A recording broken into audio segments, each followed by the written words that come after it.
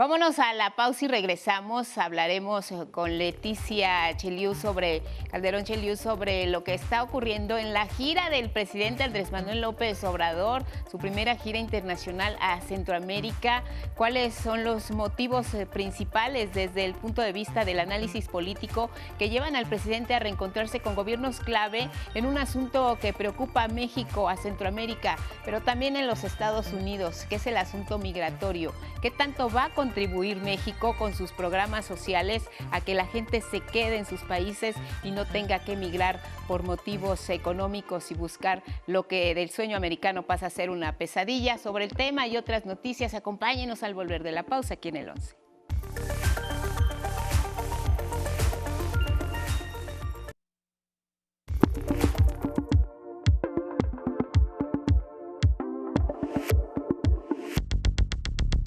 7:31 en la hora del centro. Ya le comentaba antes de la pausa, el presidente López Obrador está de gira. En la mañana tuvimos el reporte de Guatemala, pero no será el único país. Centroamérica es clave en la relación que mantiene el presidente con estas naciones.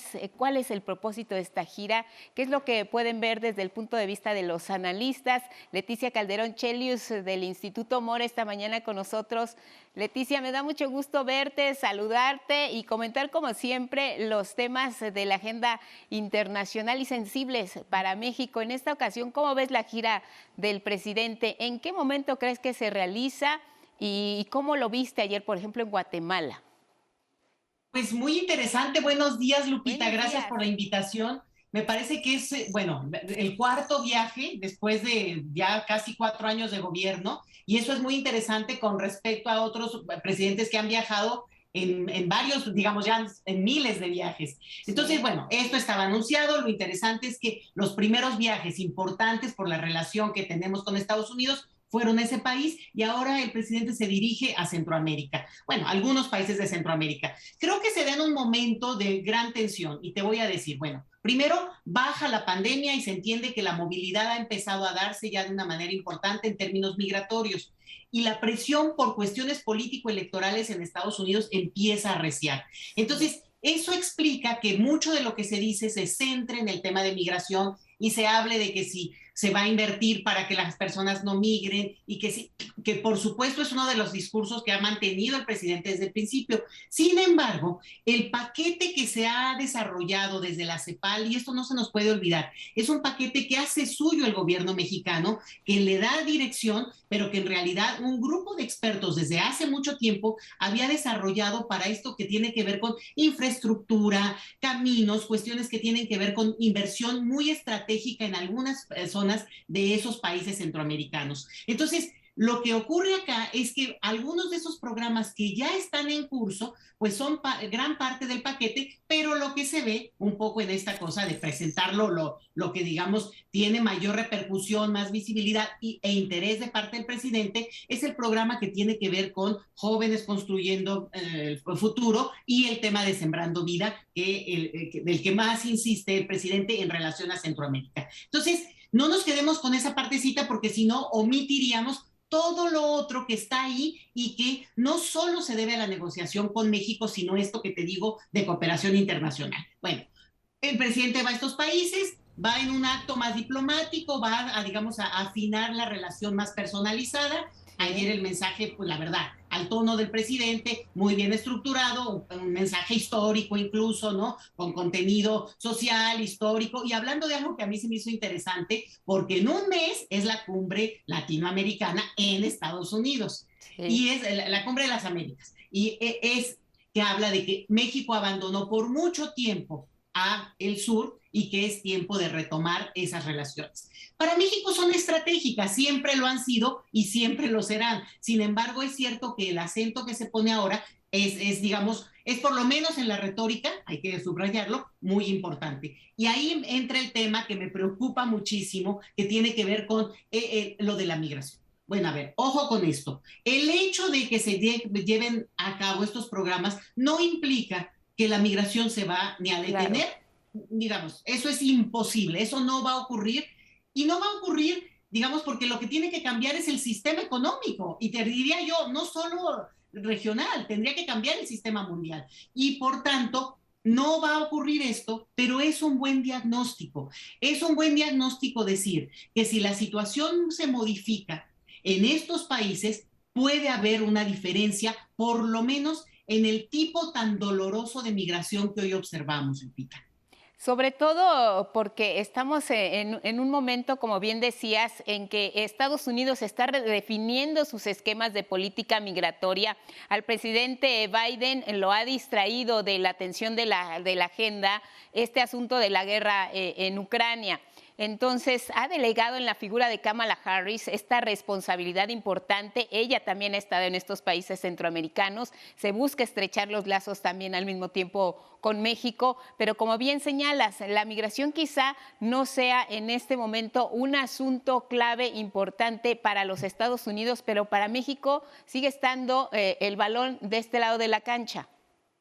No, mira, para Estados Unidos es prioritario, por cuestiones, bueno, reales en términos de lo que significa que lleguen flujos importantes a su país, eso es verdad, digo, ellos los requieren y es parte de la gestión que hace. Pero para ellos es incluso más importante porque es parte de, digamos, de una lectura que ellos llaman doméstica interna y que es el centro del debate político electoral en estos momentos y la verdad yo creo que va a empezar a arreciar aún más. Entonces, fíjate que te diría que es incluso más importante, por lo menos en términos de lo político, para ellos que para nosotros, porque en México bueno, se vive como esta situación donde va a haber más flujos, o por lo menos se presume que podría haberlos al momento en que se cerrara el programa, el título 42, sí, que seguramente se ha hablado ya, que tiene que ver con este programa que se impuso por razones sanitarias y que estaba por el COVID, que ha bajado. O sea, no se ha acabado ni se va a acabar nunca, pero por lo menos se entiende que ya hay una baja en términos del contagio. Entonces, al terminar ese título 42,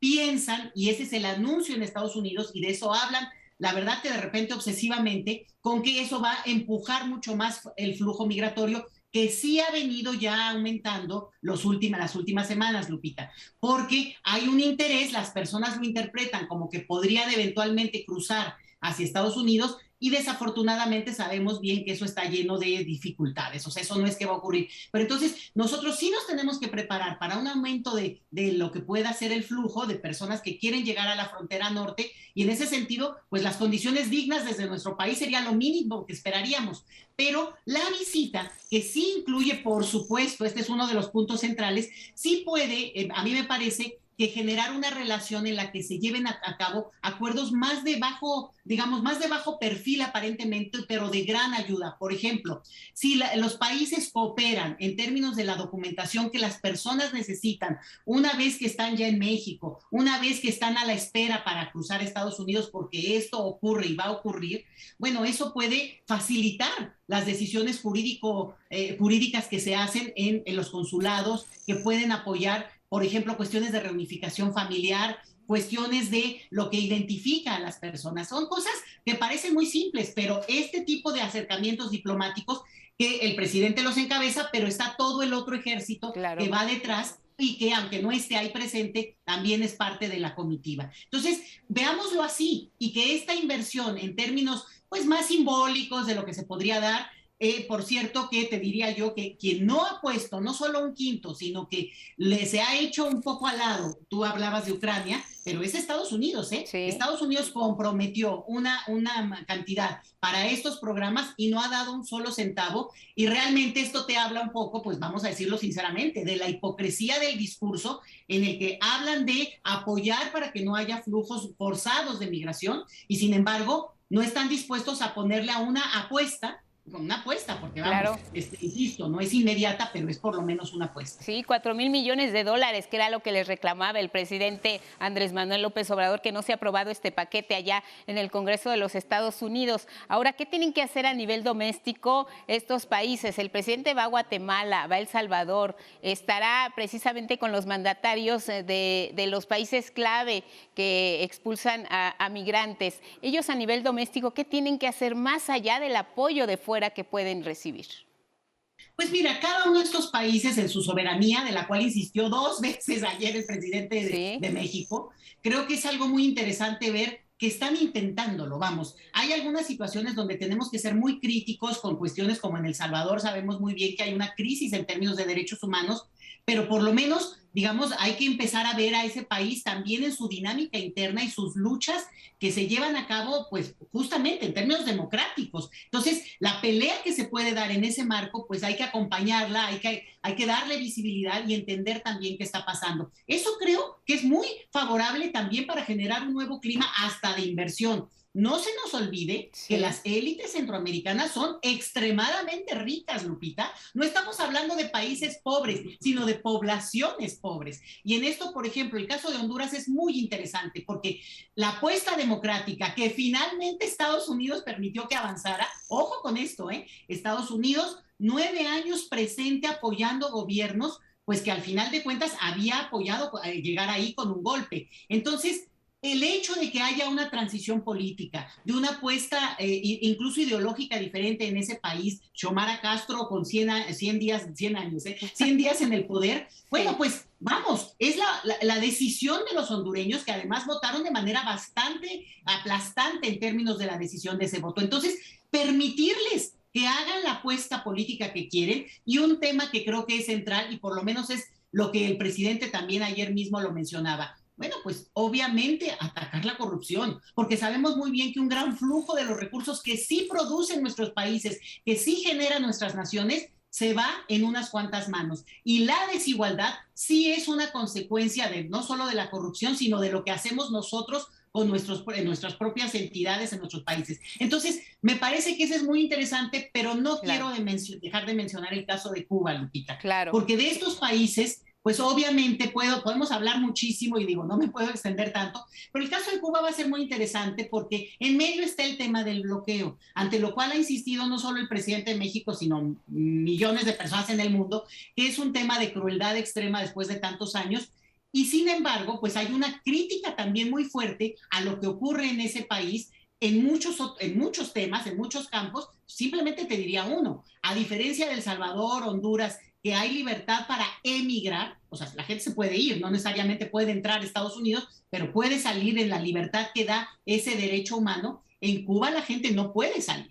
Entonces, estamos en un escenario en que, digo, con todo el cariño que que le tengo a los cubanos, pero hay una cosa donde cada país hay que verlo por sí mismo y discutir también que la relación que México va construyendo también tiene un nivel de pragmatismo para entender que también en la esfera, bueno, nuestra esfera internacional es sobre todo Estados Unidos y también aquí hay mensajes que se envían en términos de las decisiones que un país en su soberanía como México toma al apoyar, por ejemplo, al gobierno de Cuba, ¿no? Entonces, podríamos anticipar que el presidente Andrés Manuel López Obrador llegará fortalecido a esta cumbre de las Américas con esta serie de alianzas y de mensajes que está mandando en países clave con conflictos internos muy puntuales en América Latina y el caso del Caribe con Cuba. ¿Llegará fortalecido a la cumbre de las Américas? Creo que es muy buen punto el que señalas porque llega con aliados conocidos, cercanos, ¿no? Y seguramente vamos a tener un mes, y digo, ni lo dudo porque para las mañaneras ahí se va a poder repetir e insistir en que este discurso, por ejemplo, contra el bloqueo en Cuba o en la necesidad de invitar a todos los miembros, bueno, de América Latina, imagínate, ¿no?